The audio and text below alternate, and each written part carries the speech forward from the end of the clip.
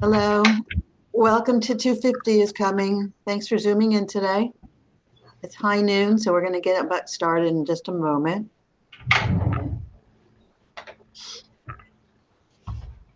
So we have some folks zooming in and we have some folks coming in late, so we like to keep on time, and we'll get rolling. And Beth Kay, are you able to let other people in when they come through? So we'll disable the waiting room? Yep. Okay, no more waiting. Welcome, welcome. I'm Karen Simmons. I had the Community Foundation, which is located in Westchester. And we have been asked by the commissioners and the Planning Commission to help get 250 organized throughout Chester County. So welcome to one of our Friday lunchtime Zoom in to make histories. Today we're going to have a session on volunteerism. And it's a follow-up from last month when Donna Harris from Heritage Consulting in Philly, who's on the call, went through some of the survey results, and we've been able to recruit Mandie Cantlin from East Bradford Township and Karen Mudgett from the Chester County Food Bank, who are going to discuss some of their volunteer best practices, because we want to be able to learn from the best. And every once in a while, Karen Mudgett has to get up and move around so the lighting turns back around in her room. So thank you, Karen. Thanks.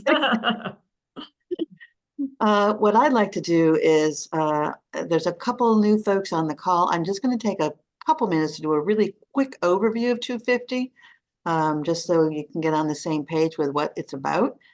And also, do know that if you want us to come and talk to your board or your commission or your municipality or your mother-in-law, we don't really care who we talk to about 250. We'll come on out and talk to just about any group about 250, whether it's by Zoom or in person. Our favorite meetings are not at 6 a.m. or at 9 o'clock at night, but we'll do that if we have to. One nature group wanted us out first thing in the morning. Thank you very much. But yeah, we like to come and talk about 250 just to get people all on the same page in this awareness phase.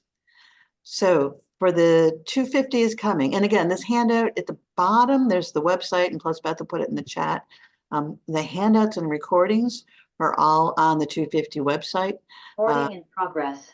And the recording is in progress. So there we are. That was a good cue.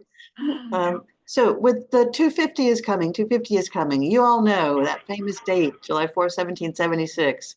Would be credit with the signing of the Declaration of Independence and the declaration of our independence from King George of Great Britain. If you add 250 years to it, you get 2026. So that is our semi-quincentennial. 250 is coming in 2026 throughout the land. And on a federal basis and a statewide basis, and now on a county by county basis, 250 commissions have been formed. And here in Chester County, here is what we are focusing on based on what we've discerned from the federal as well as the statewide level and what fits for Chester County.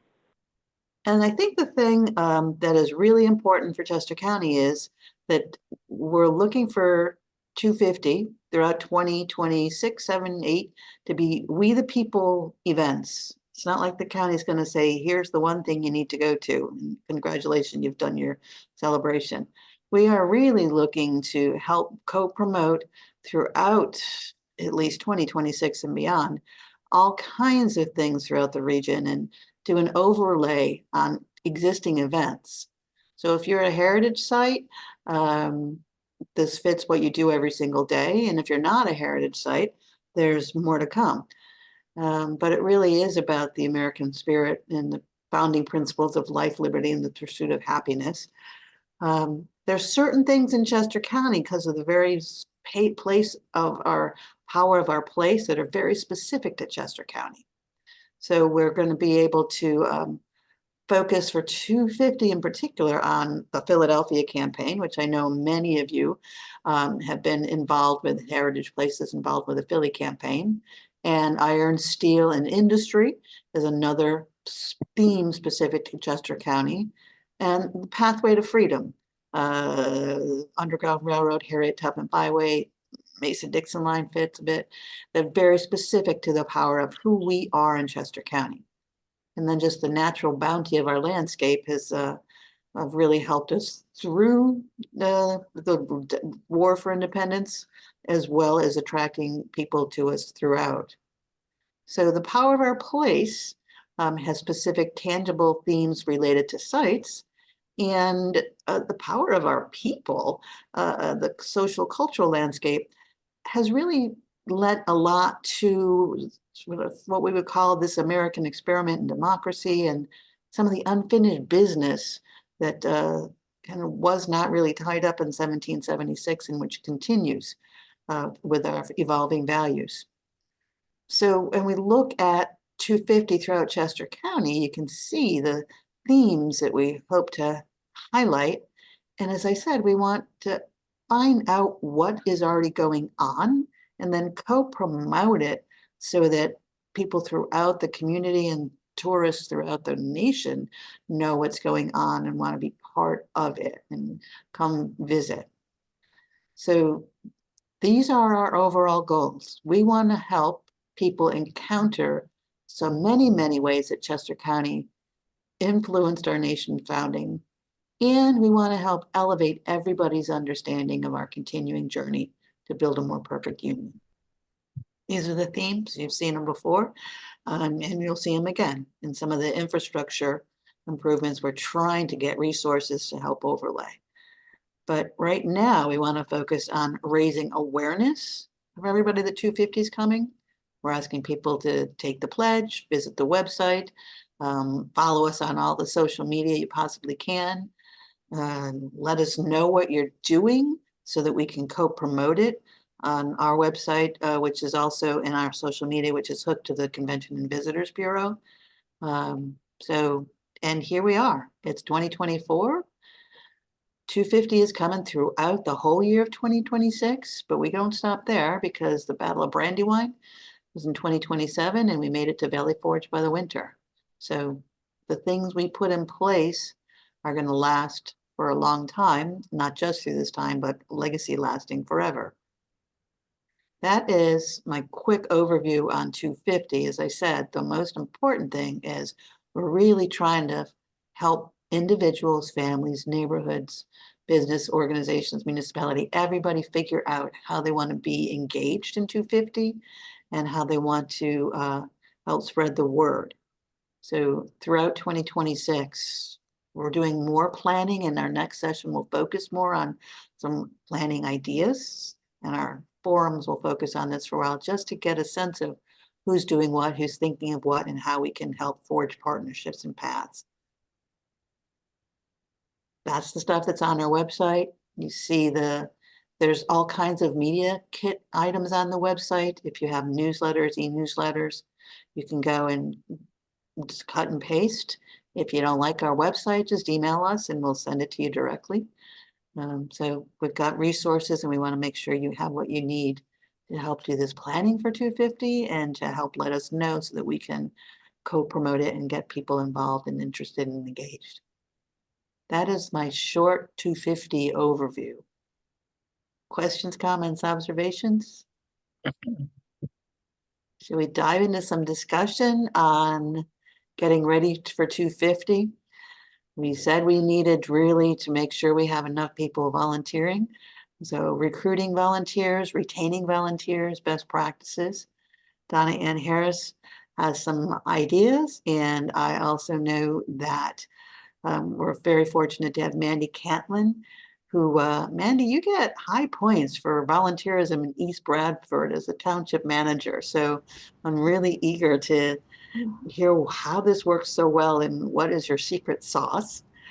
And the Chester County Food Bank also is an incredible resource for volunteer recruitment, retention, and Karen Mudgett is going to talk with us. Now, you know, the food bank is not a heritage organization, but as far as I know, the food bank has a lot to do with unfinished business because having life, liberty, and the pursuit of happiness also means you have enough food and equity issues when food sourcing and having healthy food are bigger in Chester County than a lot of people would know. So that is part of our unfinished business. Food Bank is very interested in being engaged in 250, especially from the unfinished business part when it comes to food equity. So that's my little introduction of how we got Mandie and Karen today. Donna, can you tell people a little bit about yourself as well? Sure. My name's Donna Ann Harris. I'm a preservation consultant. I live and work in Philadelphia, but I've been working in the preservation field for 35 years, and I've been a consultant for about 20. And one of my particular interests is working with historic sites and house museums and providing training and consulting. So I'm delighted to be here today. And what we're really doing is following up on last month's webinar about visitor readiness. And key takeaways from that was that more than half of the Chester County visitor attractions, whether they're historic sites, trails, parks, or that took part in a survey during February. And I'm going to give a sort of very brief overview about what visitor readiness is. If you weren't with us at that on that webinar last month, and why volunteers are so important to our collective success for the upcoming 250th anniversary of the American Revolution, as Karen had mentioned, coming in 2026.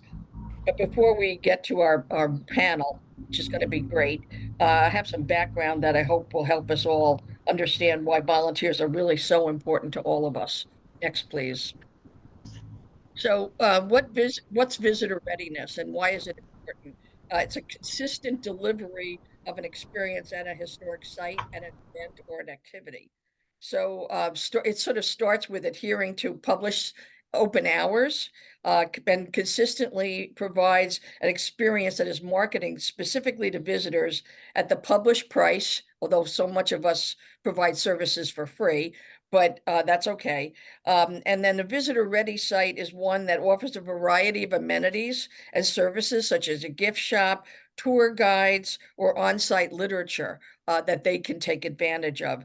And it aids also in the delivery of particular experiences that visitors going to have either through events or reenactors or walking trails or going to events at theaters or other kinds of public activities. Really, at the very basis, cleanliness and safety is expected for anybody that's visiting any of our sites.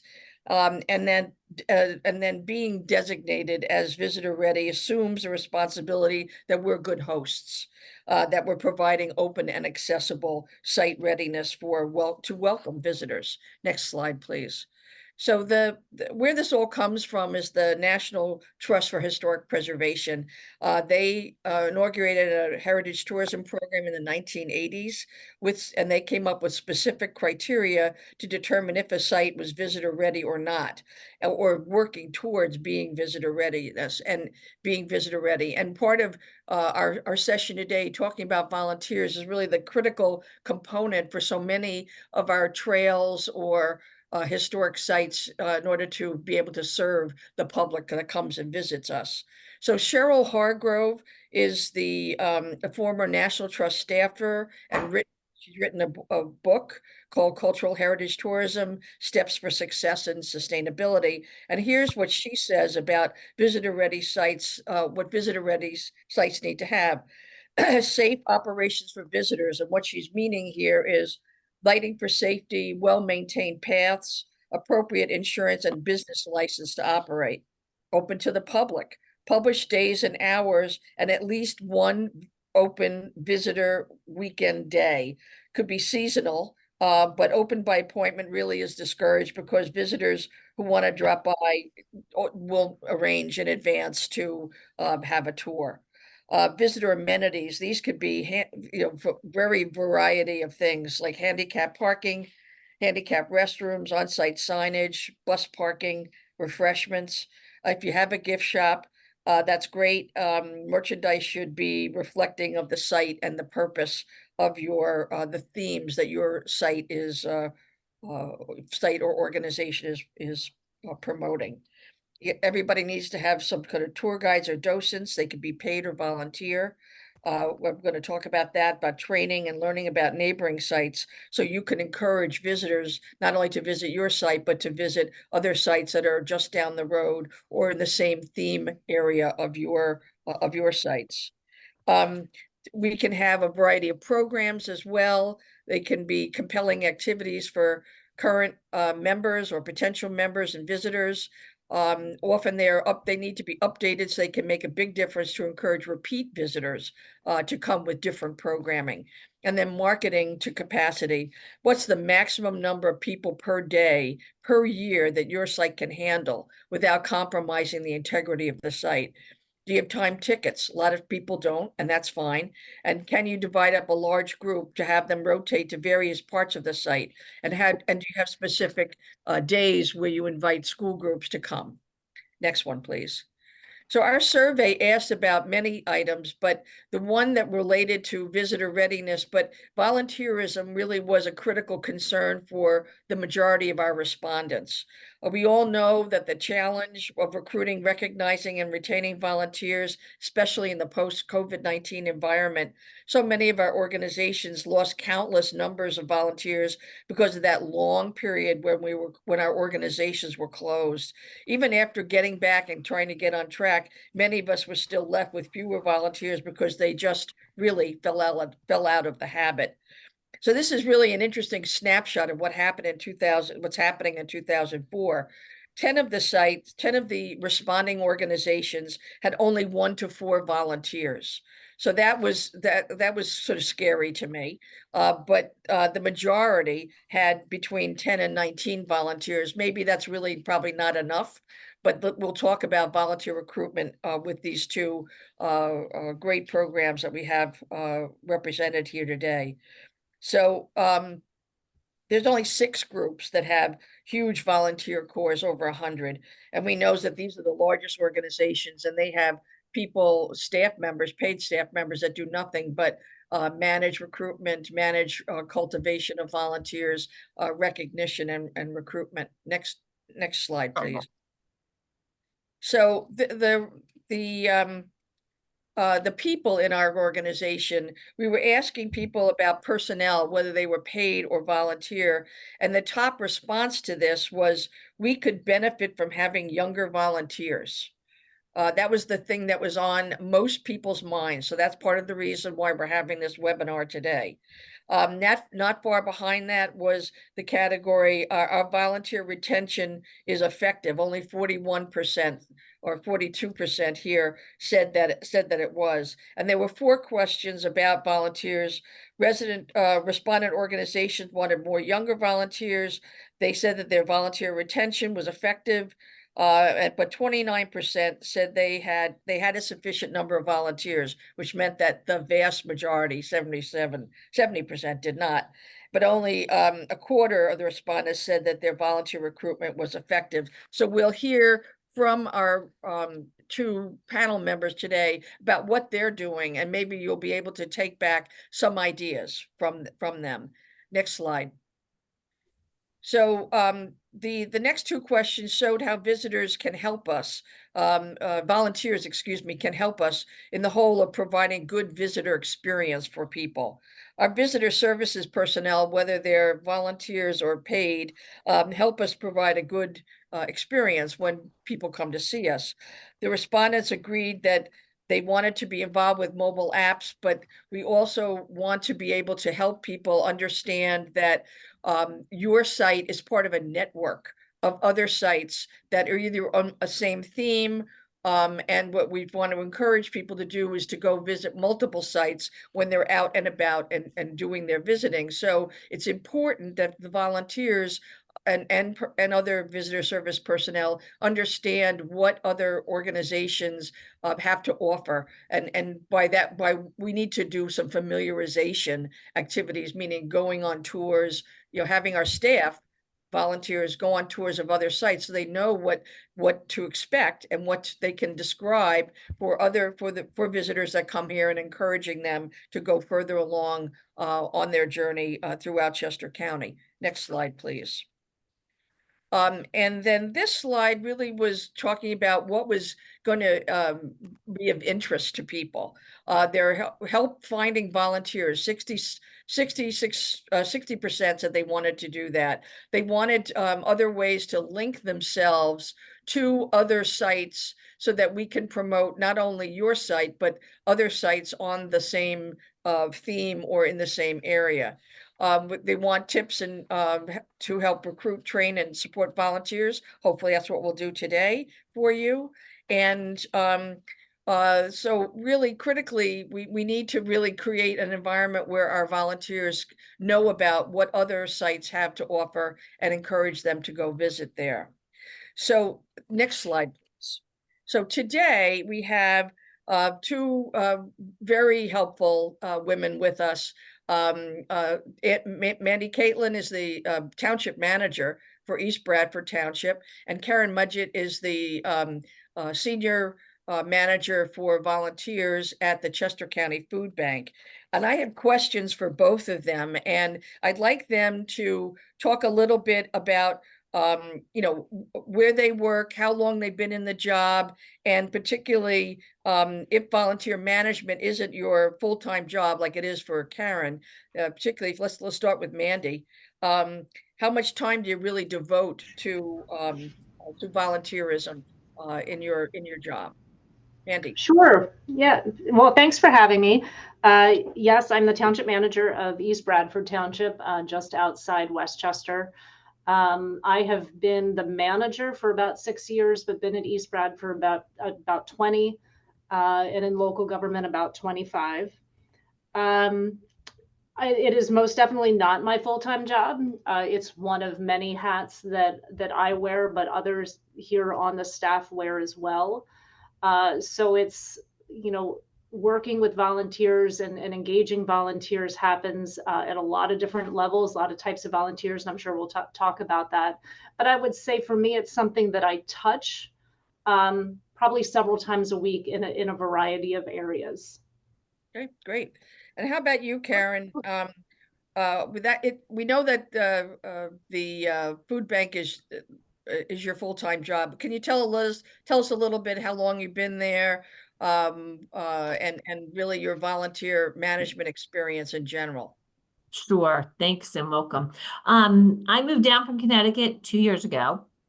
And since I've been in Pennsylvania, I've been employed as a senior manager of volunteer services at Chester County Food Bank. It is a full-time job. And it is a full-time job. We are very fortunate that we have a great deal of volunteers, of people who want to volunteer and to support our cause. Before that, I was also a volunteer director in a nursing home up in Connecticut. And I am one who volunteers myself. I volunteered, I can't tell you how many hours when my kids were all in school and growing up. It's just, it's in my nature, and it's in theirs as well. Okay, that's great. That's great. So I'd like both of these ladies provided some really excellent handout materials or sample documents from their organizations, and we'll have that put in the chat for you so that you can see them. But then they'll reference them during their talks. But right now, I'd like to ask about, you know, we'll start with Karen. How do you recruit volunteers, and do you use any kind of volunteer management software? So I use Volunteer Hub, which I really like for the fact that anybody who volunteers has to be a registered volunteer. And once they become a volunteer, they then go into my data bank. So, and they remain in there. So my data bank has roughly about 10,000 people in it right now. Wow. Yeah, it's huge. You inherited that though, right? Yes, I inherited a lot, some of it. Yes, I did. And a lot has grown since I've been there as well.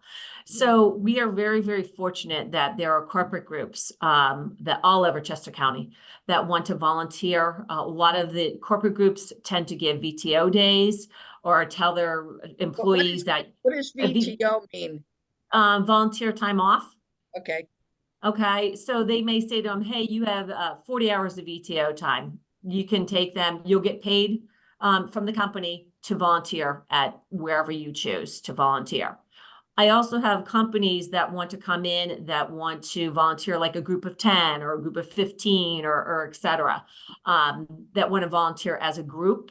What we do on our website is that we have a form that they fill out, and they complete the form, and it tells me like what the name of the group is, who the contact is, how many people they want in the group, and roughly when they want to volunteer. And then that helps me to then be able to fit them into a slot here, there, or wherever I can put them in.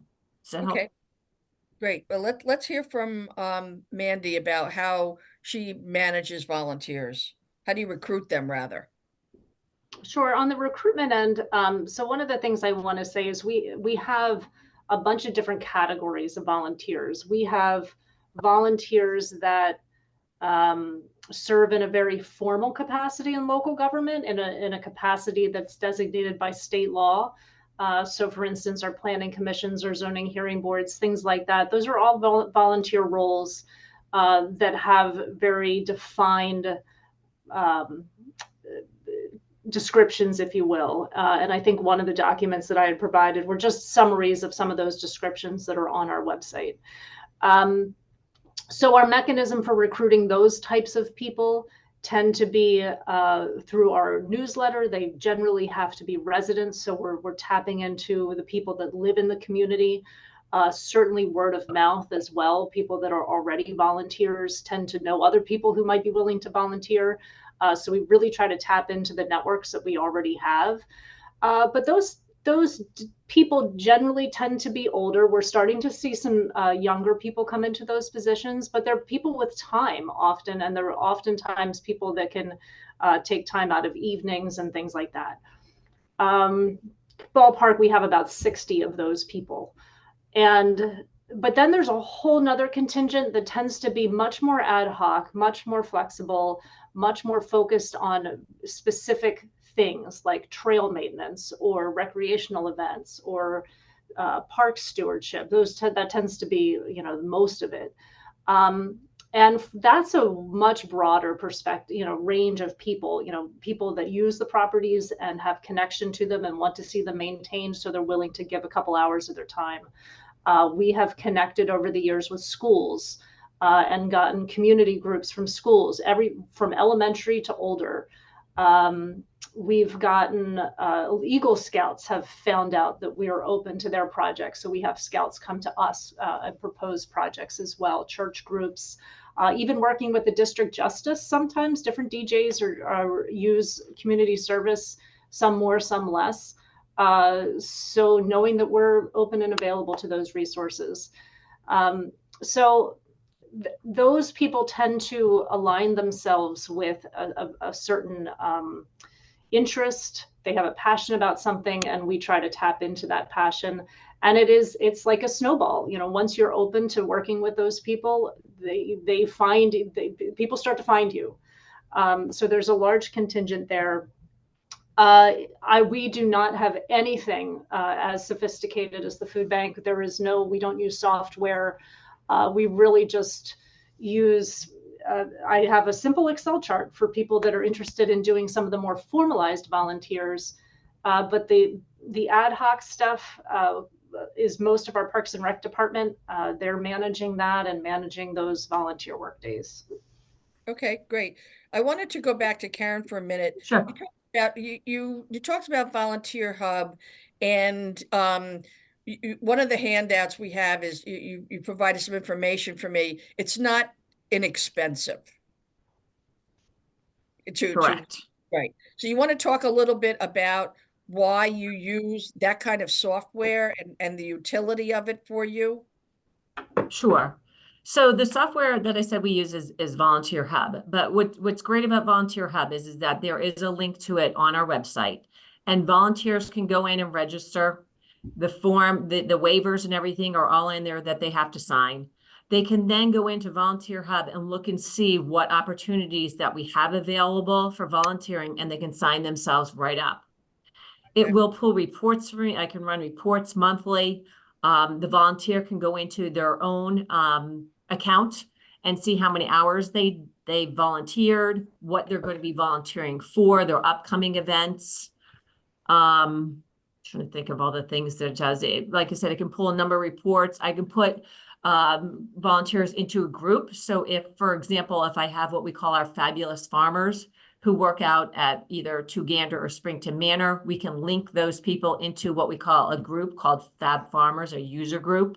And I can just have those people go into that group because we know that they're dedicated, and that we can say, hey, I'm posting some shifts at the farm. We're just giving you a heads up. You get first round at looking at them beforehand.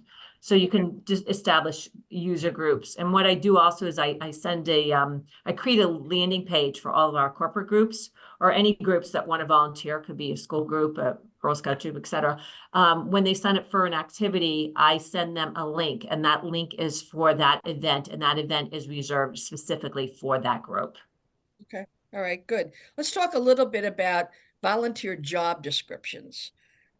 Like they don't have to be elaborate, but I know that you do them on Volunteer Hub. Can you talk?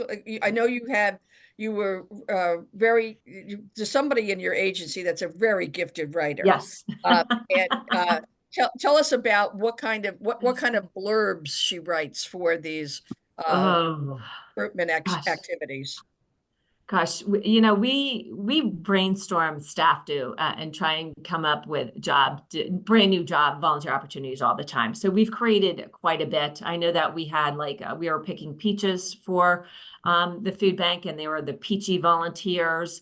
Anne, who is our marketing manager, does a great job of coming up with some catchy names that I had sent Donna, and I'm throwing some at the top of my head. I can't think of some of them, but we have a warehouse produce packer where they help pack dry goods. Everything that we come up with, we have a full description of it online. So it'll say, hey, this is a heavy lifting. You need to lift up to X amount of pounds. Or with our Color Some Kindness volunteers, which is coloring some boxes for our senior box program, they have to have background checks, and I think child abuse checks as well, clearances. So it says specifically in the job description what is required of it, anybody and everybody that needs to volunteer for those opportunities. And Donna, I'm drawing a blank on some of those fun-filled names that Ian has come up with.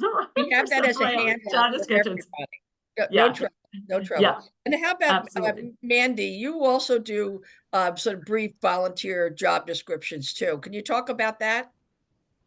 Yeah, most of what we have is what I had referenced on our website under boards and commissions. I think those are our formal roles that we have.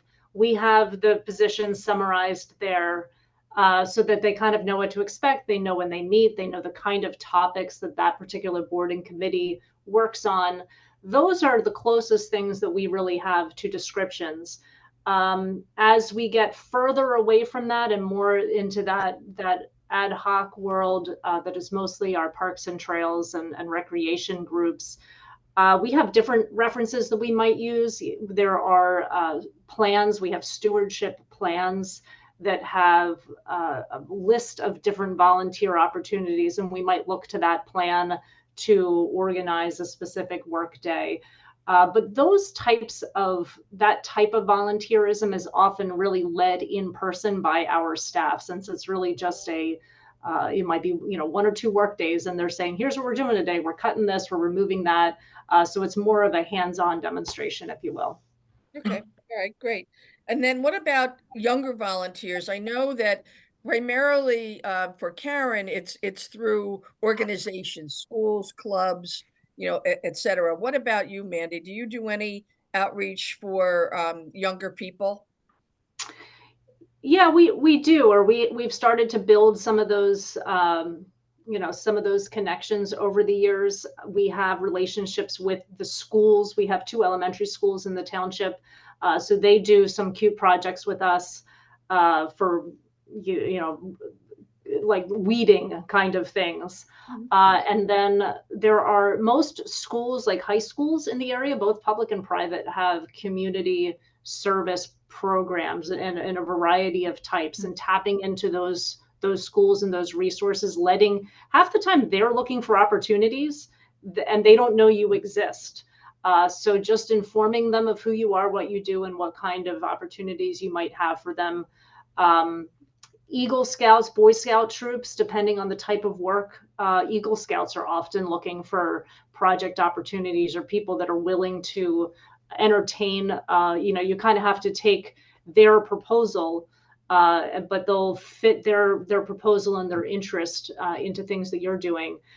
And sometimes we have used those opportunities to engage and to start to pull in family-aged young adults, people who might not be able to commit to a monthly meeting or a routine schedule. But if we can just tap them for the things that they are interested in or they're willing to do, even if it's just on their own, being able to maintain a certain trail and take clippers out, if they go with their family, it's just creating a connection that then you can adapt and evolve as their lives change, as they get older. Because, the younger generations, the 30s, the 40s, they're busy and they're trying to juggle a bunch of different things. So just trying to be inventive about how you engage that age bracket.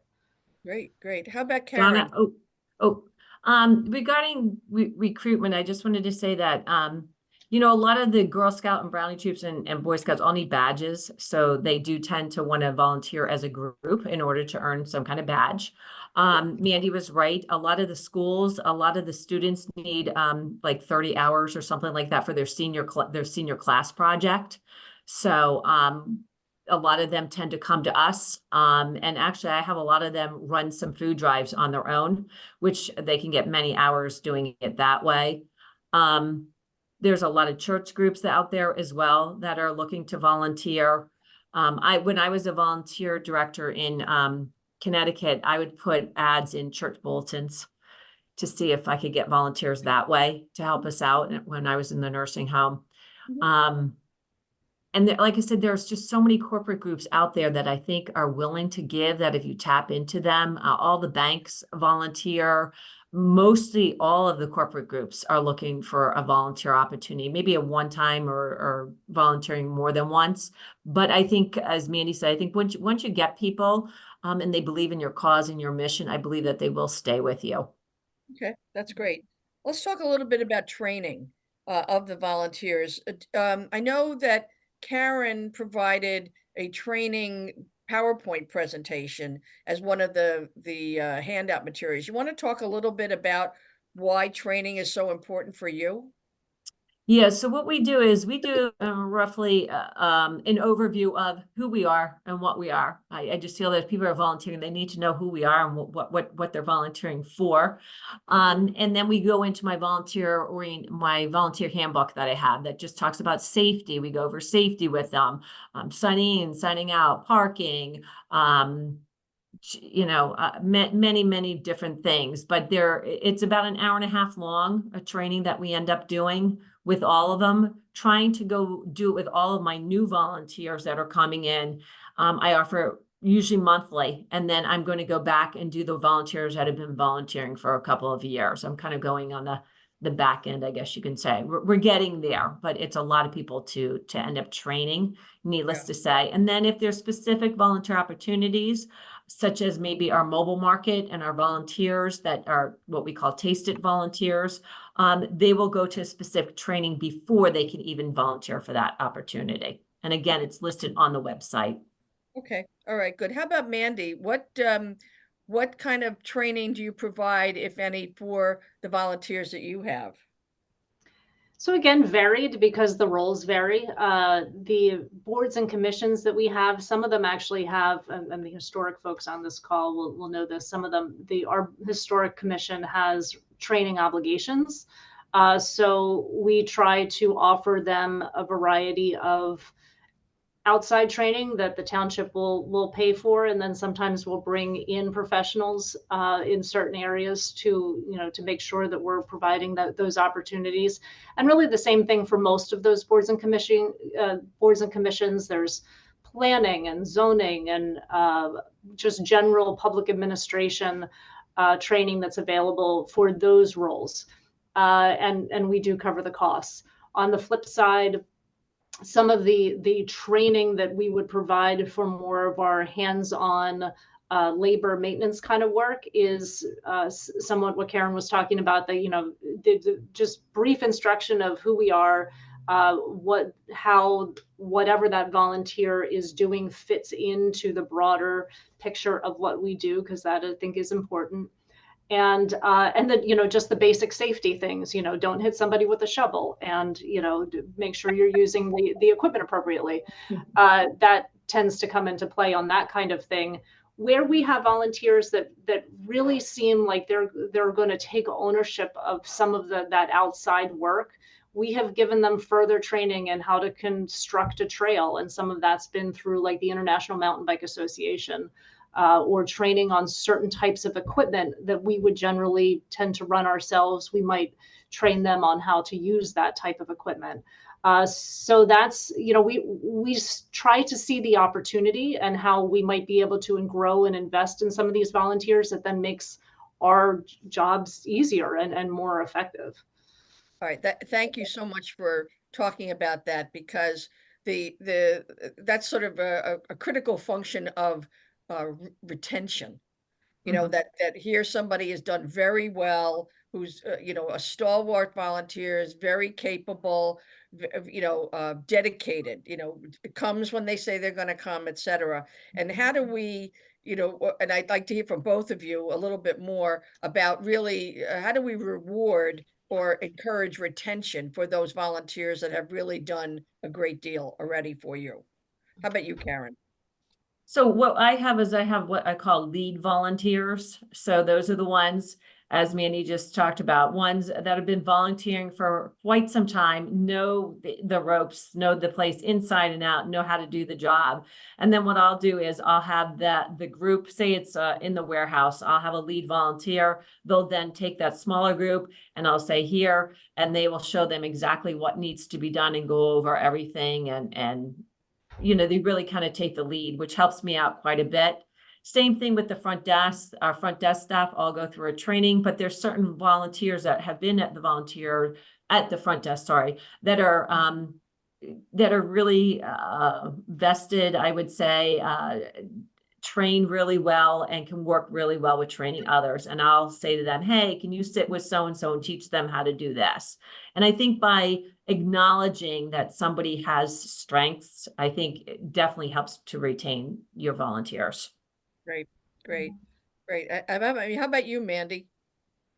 A couple different ways, and some of this points back to some of the documents that I provided. We do have an annual volunteer dinner, which is largely geared towards our kind of those formalized volunteers, our boards and commissions. We've had similar types of like happy hours for, again, more of our routine trail folks. That tends to fit better with kind of who they are and just that culture. We typically we have 3 newsletters that come out that get mailed out to the residents. We try to highlight volunteer efforts in there. A lot of that points back to more of our scouts and our scout projects and things that they've done in our properties. And we certainly use our social media platforms too for school groups and some of those projects.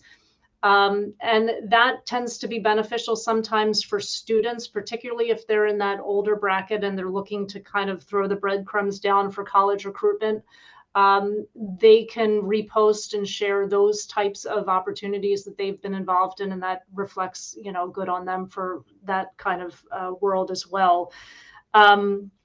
So those, just the dinners, the happy hours, the general recognition, and then kind of, as Karen says, the more you can kind of invest in them and create leaders that are then where they can go out and bring in people from their network and further educate, that's where it becomes really valuable.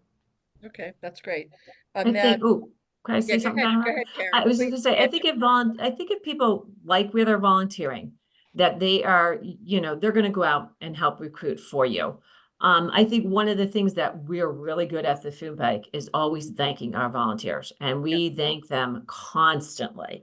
And I'm talking everybody in the food bank. I'm talking the warehouse, the drivers, to everybody and anybody who works at the food bank. We realize how much volunteers, how much time they give to us, and how many hours they give us as well. Okay, let's talk a little bit about the recognition. And you supplied some really cool, some really interesting information, some photographs and the kind of merchandise that you use, that you give to volunteers to recognize various numbers of hours that they have donated to you. You want to talk a little bit about that? Sure. So we have an annual volunteer recognition event usually in April. And what we do at 50 hours, when they reach their first 50 hours, we give them what we call a golden t-shirt. That's kind of yellow or golden. At 100 hours, they're going to get a Chester County Food Bank mug. At 500, they're going to get a Chester County Food Bank ball cap. And 1,000 hours, they get a black fleece jacket. And there's some of the pictures of some of this stuff. Our volunteers that work in the kitchen, in the processing kitchen and our production kitchen all need to wear hats. So they're going to be very happy to know that they're going to be getting hats for their 500 hours. And I do actually have one volunteer that has reached 2,000 hours, and he will be getting a rain, Chester County Food Bank rain jacket. So we're very happy about that. At the volunteer recognition event, last year, 5 of them reached 1,000 hours. And Nick, who is pictured in here, is our government relations manager. And he was fortunate enough to get some legislators to come out. And I believe they did some kind of proclamation for those 5 volunteers, which is really great. And they brought it with them. Yep. And we involve those legislators as much as we can with our volunteers. And also the food bank. Yep. As Mandie said, we do a lot with social media as well. We did it again this year, is that last year we did a thank you video to our volunteers, which I think I provided. Very cute. One of the, I encourage everybody to look at it. Yeah. It was a lot of fun. What we did was we involved all the staff, and I said to every department, you know what? I want you to say thank you to the volunteers. I don't care how you do it. It's your department. I let the manager of that department figure it out. And we did some creative thanking, and we did it again this year. And it was, every time it's just so much fun to do. It really is. And to get all of your staff involved in saying thank you, it really is a great time. So I encourage you to do that if you possibly can. Okay. How about you, Mandie? What kind of, you talked about the formal dinner here, that the very attractive invitation. Anything else? As I said, the happy hour stuff. I think I took a picture of actually the slide that was just up with Karen's, idea of the hours. I think that's something that's a great idea. Gives people something. So that's something I might employ here on our end as well, because I like that.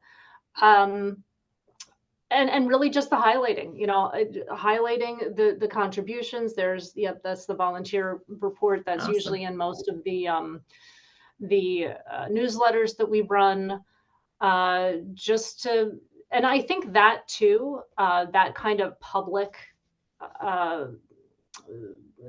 publication of stuff also brings in more volunteers, as these newsletters get distributed out to residents who have kids or who might be looking for community projects. They tend to reach out as well. So it tends to be a good cycle. Great. Great. All right. We have a few minutes left, and I wanted to just get some words of wisdom from each of you about volunteerism, and then we're going to open it up for questions. So, Mandie, you want to go first? Oh, shucks. I was hoping Karen would get to go first. All right. I'll have Karen go first. No, I was thinking the same thing, Mandie. You go ahead.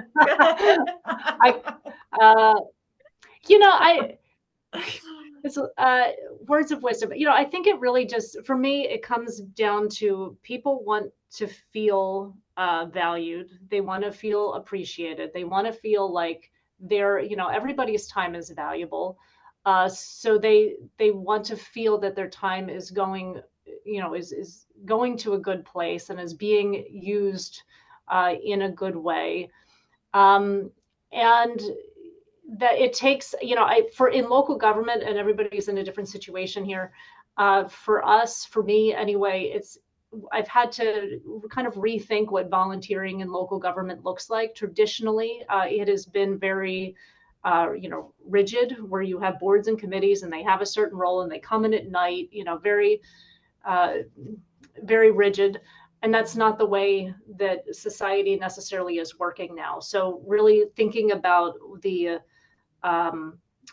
menu of opportunity that you might have for a volunteer, and the broadest way possible that you can connect, with people, because, volunteerism just in itself has declined in the last, 50, 75 years, and how to rethink that and make it meaningful to today's, younger generations. Very good. Thank you. Thank you very much. How about Karen? Well, as Mandie said, I agree. You have to make your volunteer jobs meaningful, and you also have to make sure that when they're coming to volunteer, you have something for them to do and they're not standing around, because people's time is as precious as mine is, and they want to be doing something, which I don't blame them, needless to say. I will say a couple of things. One, with our volunteer recognition event, the staff, we are usually making all the food for that. That's another way of us giving back. For example, we're being at the food bank. So I made sugar cookies that look like carrots and strawberries that we will be decorating for them. And we're going to be cutting like vegetables out that look like flowers or different fruit and stuff like that. So we're going to make it really like a fun, festive garden type volunteer recognition event this year. The other thing to mention is that community service, like with the judicial system, I know a lot of people need community service hours. I get a ton of phone calls from people that have DUIs, et cetera, that need community service hours, and I just don't have enough hours or enough opportunities for any of those. But you can always get on that list at the with the judicial system as well. I am gonna end with a quote, if that's okay with you, Donna. Sure. It's from Deanne Hollis. The heart of a volunteer is never measured in size, but by the depth of the commitment to make a difference in the lives of others. Thank you. Thank you And very I think it's, I think it's just important. Like you said, and the other thing is people want to volunteer. I've at least found that a lot of people want to volunteer, and that please don't think outside of your box, because you're probably going to find something. If you say to yourself, oh, I'm never going to find a volunteer. Hey, I can't tell you how many times I was told I'm not going to find volunteers, and I have. Mm-hmm. Great. Wonderful. All right. Well, I think that I really appreciate both Mandie and Karen taking time out of their days to help us with suggestions about what peer organizations are doing, in Chester County. And we'd like to take any sort of questions from the audience. Karen Simmons, maybe if there's any questions in the chat, could you share them with us, or we'd happy to take questions from the participants. We have 25 people on this call, so you'd have to unmute yourself and in order to ask a question. Yeah, questions, comments, and observations. I'd like to know some of the recruitment sources that Mandie and Karen talked about. Are there other recruitment sources that people have found valuable or not so valuable, with best practices and learning from each other?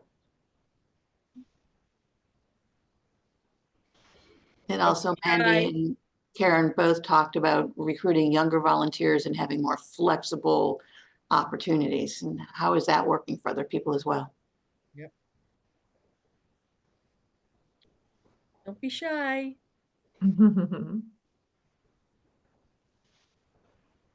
Okay.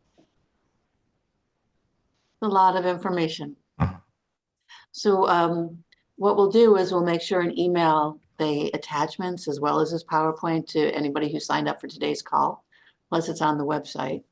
I actually, the other question I have before we close down is what's coming up for people when it relates to 250? Are there things that you're doing that you want others to know about? Upcoming conversations, programs, that sort of thing? You want to use this time to do a little bit of self-promotion? We have 4 minutes, so you're welcome to tell us what's up when it comes to celebrating and commemorating the heritage from the founding of our nation, and what you're thinking of at this point and what's in store. Anybody have upcoming things they want to share? Can I throw out one? Yeah, Ms. Sorry. Kennedy. Go ahead. Ms. Sorry. Kennedy. Karen, I'm Laura Kennedy. I'm with Founding Forward. We were formerly Freedom's Foundation at Valley Forge. Yeah. We just got last week one of the mini grants from the America 250 Keep PA Beautiful for Pennsylvania Day on July 20th. Great. And the stipulation of that grant is that it needs to be a volunteer day of service, basically on your property. So we are going to be putting together like a service day on the property to help clean up the Medal of Honor Grove. Nice. We're going to replace some of the markers that recognize some of the Medal of Honor recipients, do some access stuff on the pathways, on the walking paths. So if I could send to you any information about signing up volunteers, that all goes through the America 250 website to sign up the volunteers, but I would love to invite everybody to get involved with that. We want to help co-promote that like crazy. So anything you can email or do on social media, we'll definitely, Beth Kay and Paige will make sure to get it out. That would be great. Amazing. Thank Just you. email it. I mean, our general email is what? info@America 250. It's on the handout. Okay. I'll put my email in the chat. Just send it to me. Anyone on this call who has promotional material, send it to me. Cool. Thanks. That's great. I'm glad. Yeah. July 20th, in the middle of the hottest time of summer, it's volunteer day. So thank you very much for forging ahead. Yep. So yeah, just send Beth Kay information and we'll get it out there and post it on websites and social media and like. Ms. Kennedy, what's your first name? I missed that. Laura. Laura? Okay, we'll make sure an update. I'm sorry it didn't. Yep, that'd be great. Who else has got upcoming things for 250 patriotism? I have one. Yes, who said well, that? Oh, Janine, yes. Janine did. Chester County 250th has already promoted this for me, but I just wanted to throw out for anybody that wants to volunteer the Brandywine Battlefield Park on Route 1, which is the state park. The Brandywine Battlefield Task Force in coordination with Keep Chester County Beautiful is doing a park day on May 11th. And we're going to clean up shrubbery, but also a cool thing is we're going to get to go inside the Gilpin House barn. And we're going to be cleaning out that barn because they would like to do future heritage interpretation as part of our heritage interpretation network under the 250th. So if anybody wants to volunteer, you can email me or you can go to Chester County 250th's website has information. And again, it's May 11th from 10 a.m. to 12:30. And then it'll be helping primarily clean out the barn at the Gilpin House. So you'll get to see a historic barn. It'll be kind of fun. And it's helping the Battlefield Park is our Brandywine Battlefield Gateway for the Heritage Interpretive Network that the 250th is promoting. So thank you. That's great.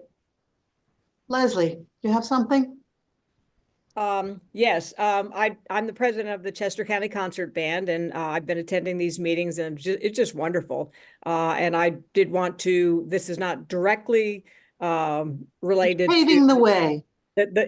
That's very true. So we're having our spring concert on Sunday, May 5th at Bugett Middle School, 2:30 p.m. Tickets can be purchased at the door.